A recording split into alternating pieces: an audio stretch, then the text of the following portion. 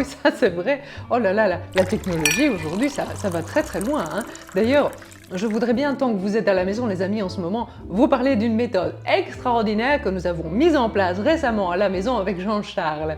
C'est une super domotique qui nous permet d'éteindre et de rallumer la lumière sur commande vocale, et sans plus devoir se lever de notre canapé.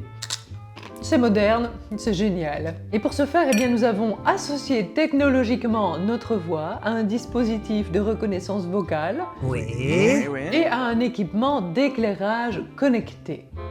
Ah oui. C'est moderne, c'est génial. Il nous suffit désormais de dire « OK Google » pour dire à la lumière ce qu'elle doit faire. Wow, Incroyable. Eh bien, regardez là, par exemple, je vais éteindre la lumière sur commande. Regardez ça, c'est moderne, c'est génial. OK Google. Trop Vous génial. constatez qu'il fait noir, n'est-ce pas? Oui. Maintenant, regardez ça, c'est moderne, c'est génial, la magie va opérer. OK Google, rallume la lumière. Il n'a pas bien compris, ou je n'ai peut-être pas bien articulé cette... Alors, OK Google, tu vas rallumer la lumière maintenant. Shalom. Le 22 octobre 1900, Louisa doute que c'est bien Jésus qui œuvre en elle. Jésus la secoue et lui dit « Qu'est-ce qui donne l'assurance que le soleil se lève, sinon la lumière qui met en fuite les ténèbres de la nuit et la chaleur qu'il répand à travers cette lumière même. Si on te disait que le soleil s'est levé et que malgré ça, tu voyais l'obscurité de la nuit devenir plus dense et que tu ne ressentais même pas la chaleur du soleil, que dirais-tu ? Tu dirais que ce n'est pas le vrai soleil qui s'est levé, mais un faux soleil, puisqu'on ne voit pas les effets du véritable soleil. Or, si ma visite auprès de toi fait fuir les ténèbres et te montre la lumière de ma vérité en te faisant éprouver la chaleur de ma grâce, pourquoi te creuses-tu la cervelle en pensant que ce n'est pas moi qui œuvre en toi ? Bah oui, Jésus, mais dans la divine volonté, on ne ressent pas spécialement toujours la lumière et la chaleur. Le soleil s'éclipse parfois et la lumière, à part dans la domotique, quand elle fonctionne, la lumière ne nous revient pas sur commande. Deux anecdotes quand même qui m'ont laissé une drôle d'impression. Je suis membre d'une aumônerie à l'hôpital et un midi à la chapelle, juste en face du local des brancardiers, vous savez ces joyeux lurons qui conduisent les patients de leur chambre jusqu'au bloc opératoire, dans cette chapelle, je lisais l'extrait où Jésus est attristé car on a gommé son nom de toutes les conversations. J'ai fait une ronde et j'ai déposé son nom partout, en commençant par les cœurs de tous les patients et de tous ceux qui travaillent à l'hôpital.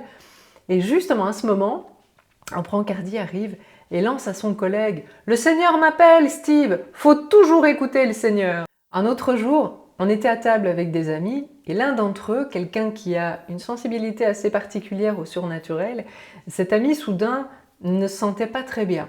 Rien de bien grave, c'était pas vraiment un malaise, mais tout à coup il n'était pas au top. L'ambiance restait bonne, mais on restait quand même attentif à lui, discrètement. Dans la divine volonté, je suis allée chercher le Saint Sang de Jésus et je l'ai recouvert cet ami. Je l'ai aussi recouvert de tous les gestes que Jésus a posés pour les personnes souffrantes quand il était sur terre. Araf, un torrent de bénédiction. Alors que cet ami était un peu replié sur son inconfort, avec une mine un peu triste, à ce moment exact de ma ronde, il s'est tourné vers moi, il m'a regardé en semblant observer quelque chose qui, tout à coup, éclairait son regard. On n'en a pas parlé, mais je savais qu'il savait. Et il savait que je savais qu'il savait. Bref. Alors quand on vit des petites choses comme ça, et vous avez certainement eu vos moments de grâce à vous aussi, eh bien ça nous renforce dans notre désir de vivre de la divine volonté, ça nous confirme, ça nous encourage en quelque sorte. Mais il faut bien le dire, c'est pas toujours comme ça. Il y a aussi des jours, ouais c'est la nuit quoi, il se passe rien. Le Seigneur ne nous donne plus ces petits signaux pour baliser la route, on ne ressent plus aucune envie de prier avec ou sans divine volonté, et on se demande ce qui se passe. Ça peut être très difficile. Cette nuit spirituelle, eh bien, c'est ce qu'ont vécu les saints, que nous connaissons déjà. Teresa de Calcutta, Thérèse de Lisieux et Louisa Piccarreta n'y a pas échappé non plus. On le voit notamment au tome 1, quand Jésus veut lui montrer qu'elle ne peut rien sans lui. Note, il est sympa tout de même notre Seigneur, parce qu'il la prévient qu'elle va vivre une nuit spirituelle tout de même. alors qu'en théorie, le Seigneur point ne prévient. Sinon ce ne serait pas drôle, n'est-ce pas? Plus tard, ce que Louisa va expérimenter, alors qu'elle bavarde avec Jésus et qu'elle le voit, ce qui est quand même pas donné exactement à tout le monde, Louisa va expérimenter les disparitions de Jésus, tantôt parce qu'il se repose en elle, tantôt parce qu'il exerce sa justice, et que dans ce cas-là, il aime pas trop qu'elle y mette les mains, parce qu'il sait qu'elle va tout faire pour ne pas le laisser faire. 17 février 1929. Je faisais ma ronde dans les actes du divin fiat, mais avec une oppression qui m'enlevait la vie à cause des privations habituelles de mon doux Jésus. Tout était souffrance et indicible amertume. Il me semblait que la divine volonté qui me donnait la vie et qui possédait d'immenses mers de lumière, de joie, de bonheur sans fin, était traversée pour moi par des nuages d'oppression et d'amertume en raison des privations de celui dont l'absence, après avoir vécu et grandi avec lui depuis si longtemps, forme pour moi les nuages qui me rendent amer le bonheur et la joie de sa divine volonté même. Ô Seigneur, quelle souffrance! Donc l'absence de Jésus est très lourde pour Louisa parce que elle le voit couramment et qu'elle a le désir de l'aimer. Mais elle dit que cette nuit rend amer le bonheur et la joie de sa divine volonté même. Autant dire qu'elle n'a plus envie de rien. Mais même si nous, on n'a eu ni apparition, ni locution, ni rien de tout cela, eh bien toute personne qui a une vie spirituelle vivante va connaître tôt ou tard ce moment où on ne reçoit plus aucune grâce sensible, où on a l'impression d'avancer dans le vide, et ça c'est courant dans la vie de foi, avec ou sans divine volonté, quand on ne peut plus ni prier ni ressentir quoi que ce soit. Là où Jésus nous plonge dans le désert sans plus avoir de ressenti, ni plus d'impression de bien prier, et ça peut même aller plus loin, on peut avoir même le dégoût de prier. Par exemple, le 16 mars 1913, tout en me sentant froide et indifférente, je faisais ce que j'avais coutume de faire. Je me disais, qui pourrait dire combien plus de gloire je donne à Jésus quand je me sens à l'opposé de ce que je ressens présentement. Donc ce que Louisa nous dit, c'est quand je ne suis pas froide comme je le suis là maintenant, je donne plus de gloire à Jésus. Et voilà que Jésus lui dit, ma fille, quand l'âme prie avec ferveur, c'est de l'encens avec de la fumée qu'elle m'envoie.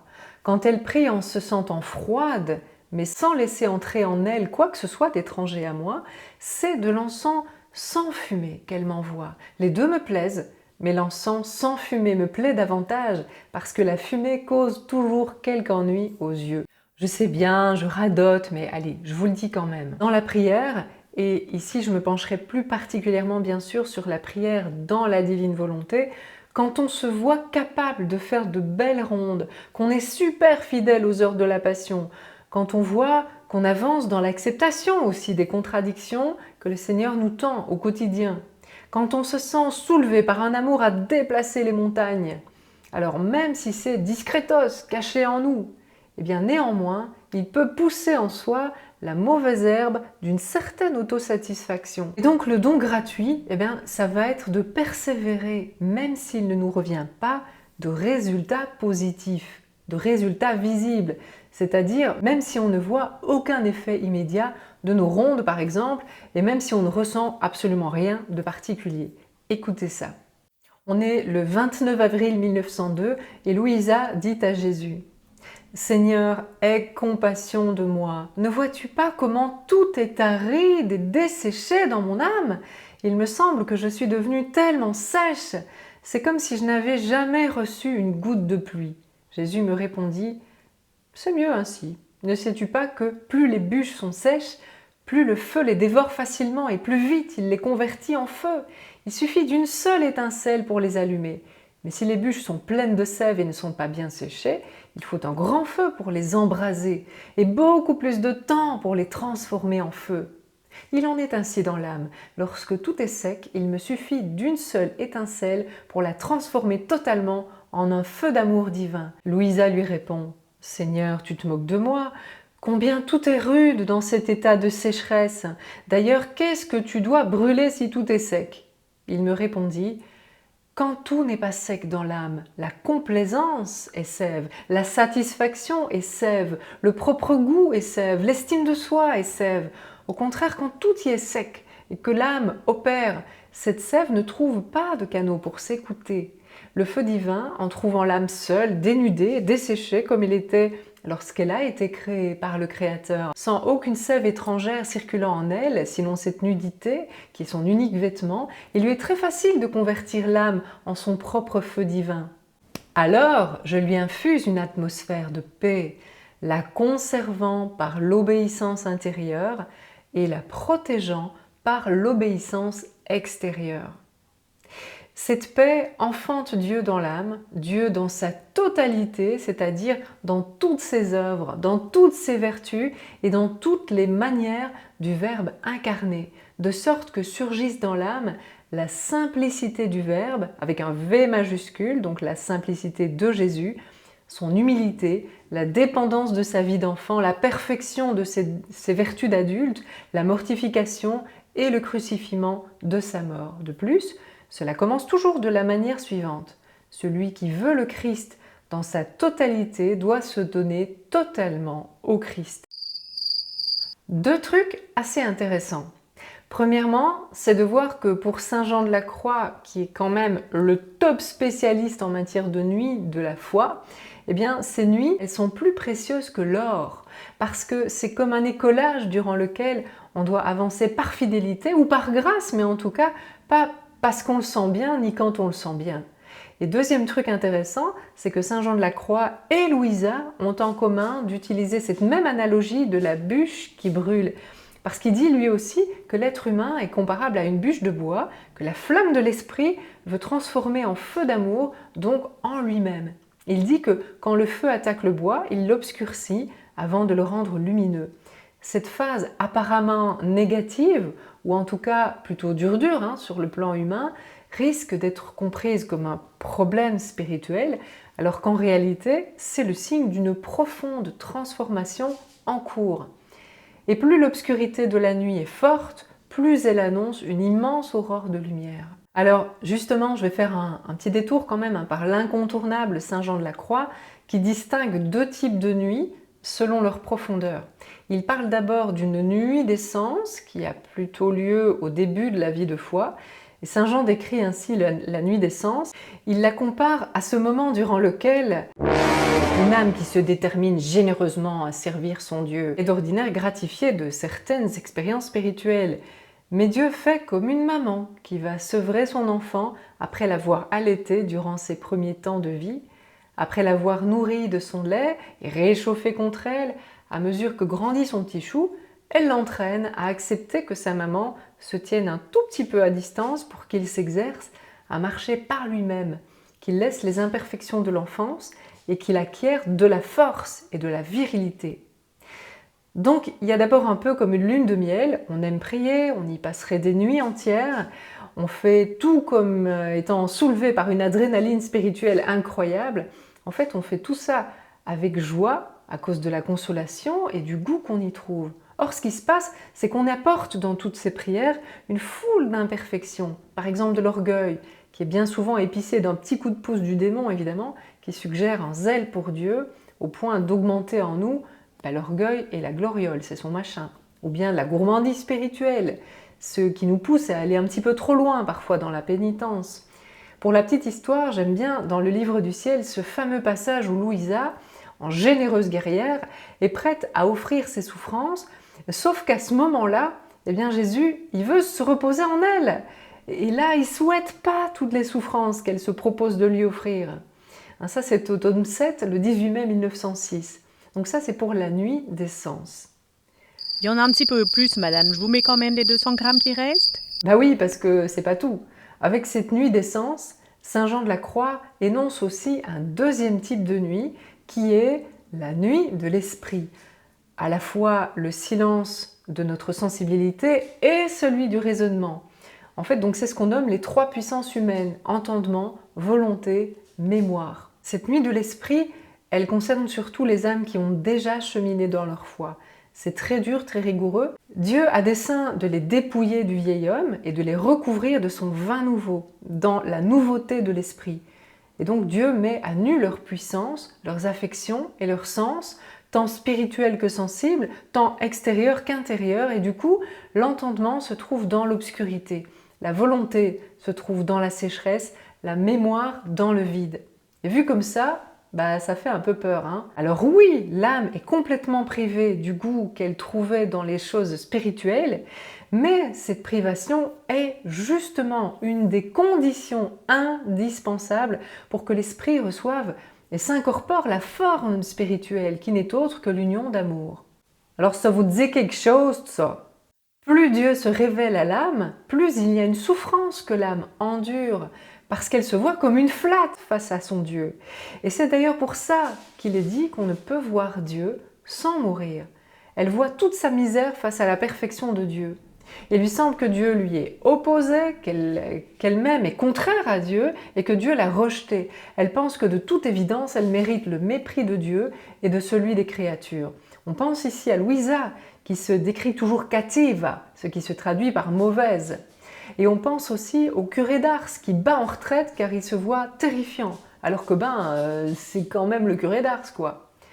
Alors d'une part, cette vérité de notre misère face à la perfection de Dieu, c'est quand même une vérité, c'est une lumière. C'est une ténébreuse lumière, dira saint Jean de la Croix. Cette nuit spirituelle peut s'apparenter à une dépression, mais pour faire la part entre l'un et l'autre, il faut vraiment être accompagné spirituellement. On ne peut pas se discerner soi-même, surtout à ce moment-là. Dieu purifie cette âme selon ce qu'il y a en elle de sensitif et de spirituel, selon ses facultés intérieures et extérieures.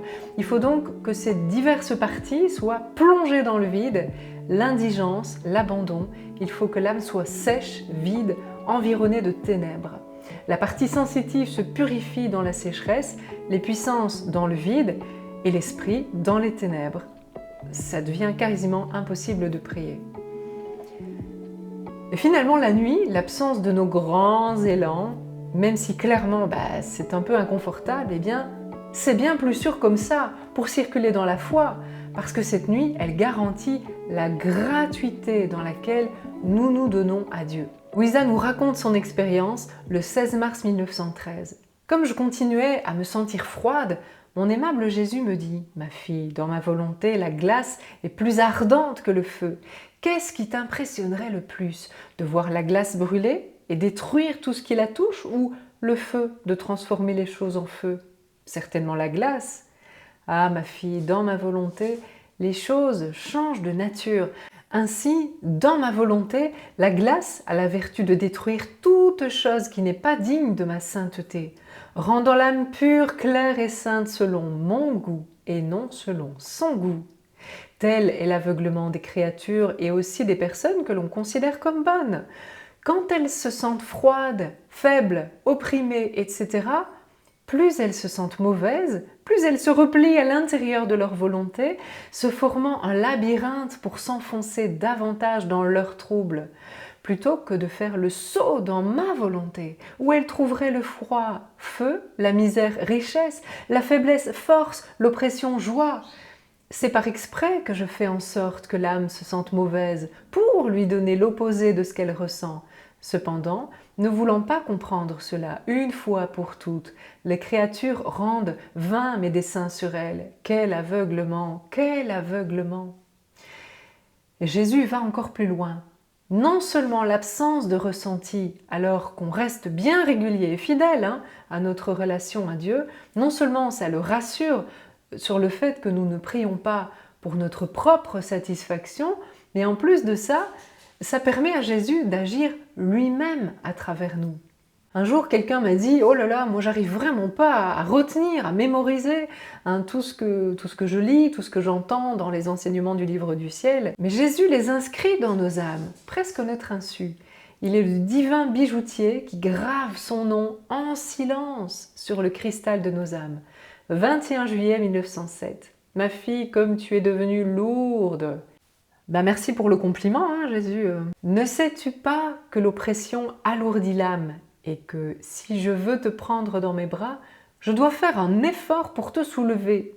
Ma volonté, par contre, enlève le poids de la nature et sa lumière, repoussant les ténèbres de ce qui est humain, la rend légère et capable de tout sacrifice.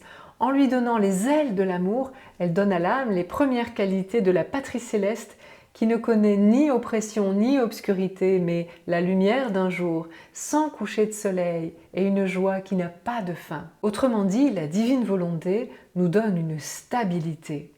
Jésus poursuit avec une parole vraiment centrale concernant les consolations sensibles et les preuves d'une efficacité des actes dans la divine volonté, que le mode le plus ordinaire est quand même de ne pas être vu ni ressenti. Il dit « Et de plus, que dirais-tu si tu entendais le soleil dire « Tout est fini, je ne suis plus soleil, parce que mon Créateur ne m'ajoute pas continuellement de la lumière ?» Je crois que tu lui répondrais au soleil « Je te vois toujours soleil, car ton Créateur n'a rien enlevé de la lumière qu'il t'a donnée. » Tout au plus, s'il avait continué à t'ajouter de la lumière, aurais-tu été plus fort et plus étincelant? C'est aussi ce que je te réponds, dit Jésus. Tu es toujours soleil, parce que le soleil de ma volonté et les connaissances que tu en as règnent en toi plus que la lumière. Ni moi ni personne ne peut enlever une seule des nombreuses connaissances que tu possèdes sur mon fiat éternel. Et parce que je n'y ajoute pas constamment, comme si ce que je t'ai dit n'était rien, tu dis « tout est fini ». Comme si ce soleil était éteint en toi, ma fille. Rien ne peut éteindre ce soleil de ma volonté, et tu ne pourras, toi non plus, échapper à ces rayons éternels qui, envahissant ton âme, et éclipsent pour toi tout ce qui n'appartient pas à ce soleil. Par conséquent, suis sa lumière et attends avec patience que de nouvelles lumières viennent s'y ajouter afin de rendre plus étincelant en toi ce soleil de ma volonté.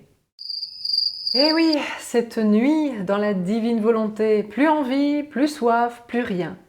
Alors, quelques remèdes donnés pour les nuits en général, mais qui s'appliquent aussi à la divine volonté. Au tome 1, Jésus dit à Louisa « Mon enfant, n'aie pas peur, je suis celui qui donne la nuit et le jour.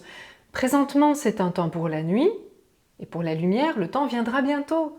Donc, attendre avec patience, comme la petite Thérèse qui comparait la nuit spirituelle à ce moment où un nuage vient recouvrir le soleil, alors qu'on prenait peinardement un bon bain de soleil, inutile de courir à 5 km. Par contre, le nuage, il est temporaire. Il va tôt ou tard se retirer. Autrement dit, ne change rien à tes habitudes de prière, reste-y fidèle. Continue à lire le livre du ciel, fais tes rondes, continue les heures de la passion et finalement, j'ai envie de dire, que tu en aies envie ou non. Comme ça, quand le nuage va se retirer, toi tu vas retrouver le soleil et lui aussi, il sera tout heureux de te retrouver. Et que tu aies tenu bon pour accueillir son retour. Deuxième conseil, savoir que Jésus prive Louisa de toute consolation sensible pour qu'elle apprenne la résignation et l'humilité. Elle réalise que par elle-même, l'âme ne peut rien. Relire le tome 1. Ceci conduit à un autre conseil de Saint Jean de la Croix, bien garder confiance aveugle en la bonté aimante de Dieu. Parce que c'est pas parce que Dieu ne se fait plus sentir qu'il t'aime moins qu'avant, ou bien qu'il n'existe pas, ou que la divine volonté c'est du pipeau. Au contraire, Jésus montre à plusieurs reprises à Louisa qu'il se cache en elle. Louisa ne le voit plus à l'extérieur d'elle, elle n'a plus de vision de Jésus, et elle se désole. Mais tout à coup, Jésus sort d'elle. Dieu était là, mais je ne le savais pas, comme disait Jacob après son songe avec l'échelle. Autre conseil de Saint Jean de la Croix, faire mémoire des grâces passées que tu as reçues de lui pour corriger ton imagination. Pourquoi? Parce que notre imagination, elle a toujours tendance à confondre le ressenti et le réel. On ne dit pas d'ailleurs que le senti ment. Ne pas oublier que l'attention portée à ne pas commettre le péché compense la peine d'avoir péché. Bah oui, le 8 mars 1914, Jésus dit « Ma fille, l'âme qui est vraiment abandonnée à ma volonté, en tout ce qui lui arrive dans son âme et dans son corps, en tout ce qu'elle ressent et en tout ce qu'elle souffre, peut dire « Jésus souffre et Jésus est accablé ». En fait, tout ce que me font les créatures m'atteint et atteint aussi les âmes où je demeure, les âmes qui vivent dans ma volonté. Ainsi, si la froideur des créatures m'atteint, ma volonté ressent cela. Et puisque ma volonté est la vie de ces âmes, elles ressentent cela aussi. Par conséquent, plutôt que de se troubler à cause de cette froideur, comme si c'était la leur, elles doivent rester auprès de moi pour me consoler et réparer pour la froideur des créatures envers moi. De la même manière, si elles se sentent distraites, accablées ou autres, elles doivent rester près de moi pour me soulager et pour réparer, comme s'il ne s'agissait pas de leurs choses à elles, mais des miennes. Les âmes qui vivent de ma volonté ressentiront diverses souffrances selon les offenses que je reçois des créatures. Elles ressentiront aussi des joies et des contentements indescriptibles. Dans le premier cas, elles doivent me consoler et réparer, et dans le second, se réjouir. Alors un autre mouvement proche de celui qu'on vient de décrire, eh bien, c'est profiter de la privation du sensible pour réparer Jésus. Si tu te trouves privé de moi, disait-il à Louisa, privée de consolation, pleine d'amertume, débordante de douleur et d'angoisse, alors pense à moi, essaie de sécher mon sang et soulage ma très amère agonie en m'offrant tes légères peines.